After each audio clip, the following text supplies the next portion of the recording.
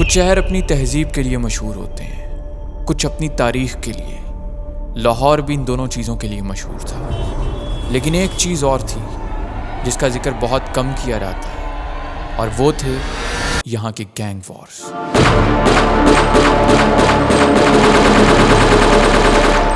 Truck वाला gang, Gogi Bhatt, टीफी Bhatt, Tipu truck वाला, ये कुछ लोगों के लिए सिर्फ नाम नहीं थे, एक खौफ था। हर नाम एक कहानी, हर कहानी किसी की मौत। कत्ल जो कभी सॉल्व नहीं हो पाए, इनकाउंटर्स जिन्हें आज भी लोग याद करते हैं। कुछ अपनी ही गोलियों से मारे गए, कुछ पुलिस की गोलियों से, और कुछ आज भी जिंदा हैं। ये है लाहौर की उन गलियों की कहानी जहां हर मोड़ पर तुम्हें खून के निशान मिलेंगे।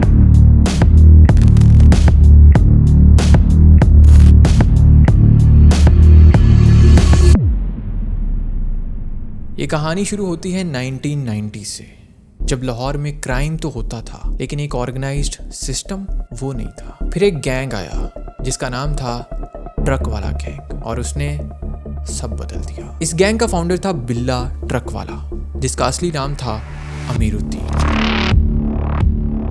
ट्रक वाला नाम सुनकर लगता है कि कुछ छोटी मोटी ट्रांसपोर्ट गैंग होगी, लेकिन हकीकत बिल्कुल अलग थी। GT road, Ravi road, Lahore के तकरीबन रस्तों पर इनकी हुकूमत थी। हर ट्रक जो लाहौर से गुजरता था उन्हें भत्ता देना पड़ता था। मना किया तो वो ट्रक कभी अपनी मंजिल पर नहीं पहुंचता था। स्टार्टिंग में ये लोग ट्रक ऑनर से ज़बरदस्ती पैसा वसूलते थे, लेकिन धीरे धीरे इनका काम एक्सपैंड होने लगा। किडनैपिंग फॉर मनी, टारगेट करना अमीर ट्रक ऑनर्स को, बिजनेसमैन्स को, और पुलिस भी इनके साथ थी। लोकल थाने, सब इंस्पेक्टर्स, सबकी जेबें भरी जाती थी। कोई FIR, कोई इन्वेस्टिगेशन नहीं होती थी। ये लोग खुलकर ऑपरेट करते थे, बेखौफ। ट्रक वाला गैंग ने एक चीज़ कर दी जो लाहौर में इससे पहले कभी नहीं हुई थी। उन्होंने ऑर्गेनाइज्ड क्राइम का एक प्रॉपर स्ट्रक्चर बना दिया। ऊपर से नीचे तक हर कोई अपनी जगह पर था। कौन पैसा कलेक्ट करेगा, कौन प्रोटेक्शन देगा, कौन पुलिस को हैंडल करेगा, सब कुछ सिस्टम के मुताबिक था। ये एक तरह से समझ लो कि एक ब्लूप्रिंट था फ्यूचर गैंग्स के लिए। ट्रांसपोर्ट रूट से शुरू होने वाला ये सिलसिला अब पूरे लाहौर में फैल चुका था। मगर ये तो बस एक पहला कदम था। जो लोग यहाँ से निकले वो आगे चलकर लाहौर के सबसे बड़े गैंगस्टर्स बने। ट्रक वाला गैंग का दौर लाहौर में गैंगस्टर कल्चर की बुनियाद रख चुका था। लेकिन अब आने वाला था एक ऐसा नाम जो आने वाले सालों में सबसे ज्यादा खतरनाक बनने वाला था। नाम था गोगी भट्ट। पुलिस का गोगी भट्ट के घर पर छापा। जराये के मुताबिक CCD पुलिस ने गोगी भट्ट की गिरफ्तारी के लिए छापा मारा। गोगी भट्ट साथियों समेत पहले से ही फरार और चंद दिनों से अंडरग्राउंड था। ख्वाजा अकील अहमद, दुनिया इसे गोगी भट्ट के नाम से जानती है। पहली बार ये नाम पुलिस रिकॉर्ड में एक रोबरी के केस में आया। तब से लेके आज तक ये नाम कभी खत्म नहीं हुआ। टेररिज्म, कत्ल, किडनैपिंग, हर जुर्म की फहरिस्त में ये नाम लिखा है। गोगी अकेला नहीं था, उसका कजन तीफी भट्ट भी उसी रास्ते पर था। दोनों भाई, एक मिशन, ट्रक वाला फैमिली के साथ दुश्मनी। बिल्ला ट्रक वाला दाता दरबार और पुराने लाहौर पर छाया हुआ था। गोगी और तीफी को ये बात बर्दाश्त ना हुई, इसीलिए उन्होंने अपना नेटवर्क बनाना शुरू कर दिया। हर चोरी, हर क्राइम इनके थ्रू होने लगा। जमीन देखी, कब्जा कर लिया। बिजनेसमैन को टारगेट बनाया, पैसा वसूल लिया। पॉलिटिकल बैकग्राउंड था, पुलिस का हाथ सर पर था। गोगी भट्ट के केस फाइल में मर्डर्स, लैंड ग्रैबिंग्स, भत्ता वसूली, क्रिमिनल्स को पनाह देना, हर क्राइम, हर जुर्म उसके नाम से जुड़ा था। आखिरी case Ichhra police station, sub inspector Shakeel Bhatt के कत्ल की साजिश, पुलिस को भी नहीं छोड़ा। 1998 सुबह का वक्त, बिल्ला ट्रक वाला अपने घर में था। दो लोग, हनीफ और शफीक, जो कभी बिल्ला के अपने आदमी थे, जेल से निकले और सीधा बिल्ला के पास पहुंचे। गोलियां चली और लाहौर का सबसे बड़ा डॉन बिल्ला ट्रक वाला खत्म। लेकिन सवाल यह था कि हनीफ और शफीक ने ऐसा क्यों किया। ये दोनों कौन थे? हनीफ और शफीक दोनों एक मजदूर बाप के बेटे थे, लेकिन इनकी फिजिक अच्छी थी, स्ट्रॉन्ग थे। इसी को देखते हुए बिल्ला ने इनको अपने बेटे टीपू के बॉडीगार्ड्स के तौर पर रख लिया। ये दोनों ट्रक वाला गैंग के हर राज से वाकिफ थे। फिर किसी केस में इनको जेल जाना पड़ा, और जेल की सलाखों के पीछे इन्हें छुड़ाने कोई नहीं आया। दोनों भाइयों के दिलों में ट्रक वाला गैंग के लिए नफरत जाग उठी। जब इन्होंने अपनी सजा काट ली और जेल से बाहर निकले तो ये लोग सीधा तीफी भट्ट के पास गए, जो कि ट्रक वाला गैंग का मुखालिफ था। तीफी ने मौका देखा और दोनों को अपने साथ मिला लिया, और इसीलिए दोनों भाइयों ने मिलकर बिल्ला ट्रक वाले को खत्म कर दिया। और उसके बाद तीफी ने उन दोनों को अपनी गैंग में पनाह दे दी। ये सिर्फ एक कत्ल नहीं था, ये जंग का ऐलान था। एक ऐसी जंग जो अगले 35 साल तक लाहौर को खून में नहा देगी। ट्रक वाला गैंग और बट गैंग, अब दुश्मनी खत्म होने वाली नहीं थी। तीफी बट, एक ऐसा नाम जो आने वाले वक्त में लाहौर की सबसे खतरनाक शख्सियत बनने वाला था। असली नाम था ख्वाजा तारीफ गुलशन, मशहूर नाम तीफी बट। गोगी का कजन, उसका साथी, उसका पार्टनर इन क्राइम। जब 1998 में बिल्ला ट्रक वाला मर्डर हुआ था तो तीफी ने ही उन दोनों कातिलों को पनाह दी थी और यहीं से उसकी असली पावर शुरू हुई। बिल्ला की डेथ के बाद उसके बेटे टीपू ने कंट्रोल संभाला, गैंग्स को स्ट्रॉन्ग किया और ट्रांसपोर्ट बिजनेस को एक्सपेंड किया और अंदर ही अंदर उसके सर पर अपने बाप के खून का बदला भी सवार था। नस्ल दर नस्ल ये दुश्मनी चलती रही। फिर आया 2010 जब टीपू ट्रक वाले को भी एयरपोर्ट के पार्किंग लॉट में कत्ल कर दिया गया। बिल्ला के बाद उसका बेटा भी खत्म। अब ट्रक वाला फैमिली में एक आखिरी वारिस बचा था और वो था टीपू का बेटा अमीर बलाज। बलाज लाहौर का मशहूर बिजनेसमैन और पॉलिटिकल फैमिली का हिस्सा था, लेकिन गोगी और तीफी उसे भी जिंदा नहीं देखना चाहते थे। 18 फरवरी 2024 चूंग एरिया, मुल्तान रोड। बलाज एक वेडिंग सेरेमनी में इनवाइटेड था। अचानक एक आदमी वेपन समेत हॉल में घुसा और गोलियां शुरू हो गई। चीखें, भगदौड़ मच गई और जो मिशन था वो पूरा हो गया।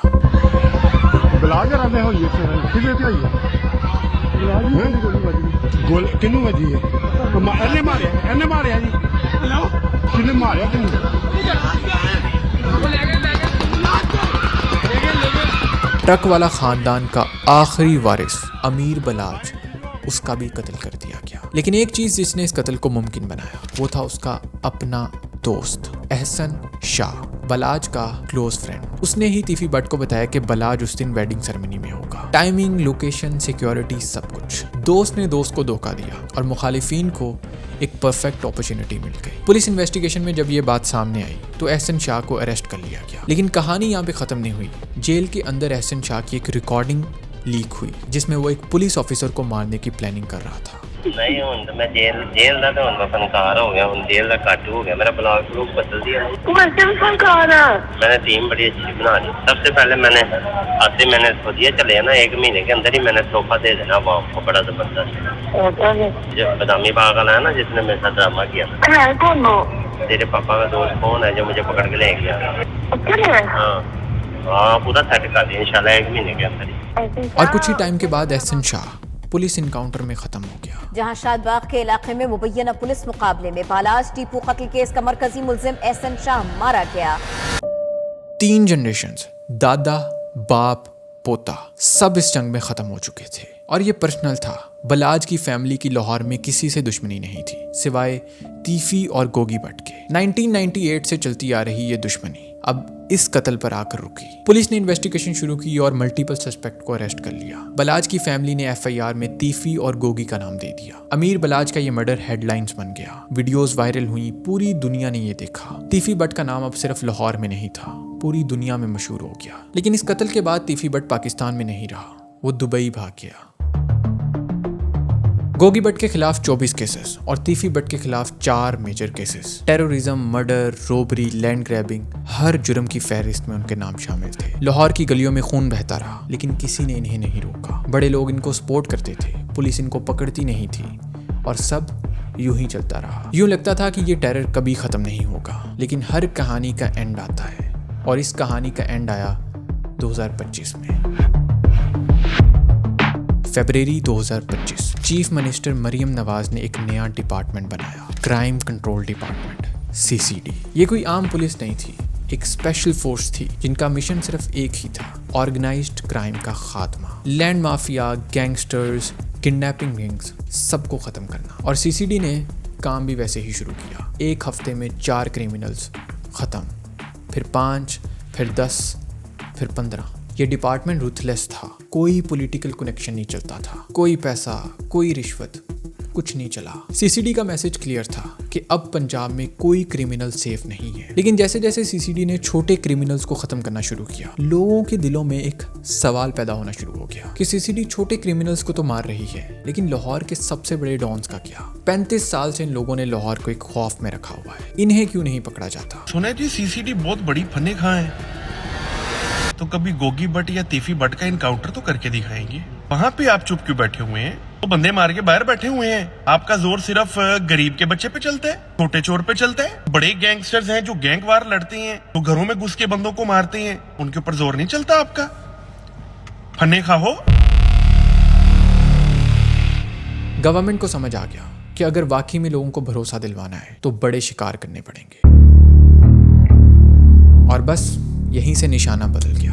अब टारगेट सिर्फ एक ही था, गोगी भट्ट और तीफी भट्ट। अब तीफी भट्ट पाकिस्तान में नहीं था, वो भाग गया, पहले ग्लोस्को फिर दुबई। 70 साल का बंदा, लेकिन पुलिस से छुप कर जी रहा था। पंजाब पुलिस ने इंटरपोल से रेड नोटिस जारी किया। अब तीफी भट्ट ग्लोबली वांटेड बन चुका था। इंटरपोल की मदद से तीफी भट्ट को दुबई में ढूंढ निकाला। दुबई कोर्ट में ये केस चलता रहा और एक हैरानकुन बात सामने आई कि तीफी भट्ट ने खुद ही कह दिया कि मैं वापस पाकिस्तान जाना चाहता हूँ और अपना केस लीगली लड़ना चाहता हूँ। शायद उसे लगा था कि उसके पॉलिटिकल कनेक्शंस काम आ जाए।